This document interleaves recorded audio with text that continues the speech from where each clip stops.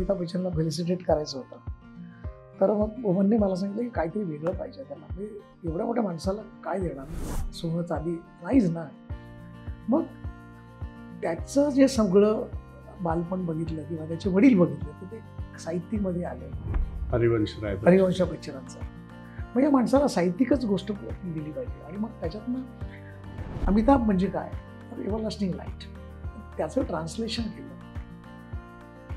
19 भाषांमध्ये. 19 भाषांमध्ये हां, मी ट्रान्सलेशन केलं. तो थॉट ट्रान्सफर केला आणि तो थॉट कागदावर मांडला पहिला. आणि मग त्याच्यात फायनली त्याचं ठरलं की हे सगळे शब्द शालीमध्ये येण्याचे आणि ती शाल त्याला पांघरायची. अरे वाव. तर हाच बारीकसा थॉट मी आणखी एकदा केला होता. म्हणजे लताबाईंना 75 वर्ष पूर्ण झाल्यानंतर बाईनं काय द्यायचं बरं, तर बाईंनी त्यावेळेला 10 गाणी प्रसिद्ध केली होती. माझी आवडती 10 गाणी पहिली लग्जा गलीपासून वगैरे. ओके.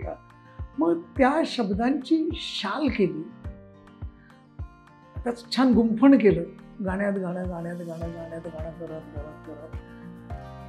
आणि ती शाल जेव्हा बाईनं मी पांघरली, म्हणजे त्यांनी पांघरली, तेव्हा बाईनं एवढं गजून आलं होतं. आणि तेव्हा दुसरा सत्कार बाईने माझा केला पाहिजे. एखादी छोटीशी गोष्ट तुम्ही किती तुम्हाला परिणामकारक ठरू शकते किंवा त्याचा आनंद देऊ शकते ती.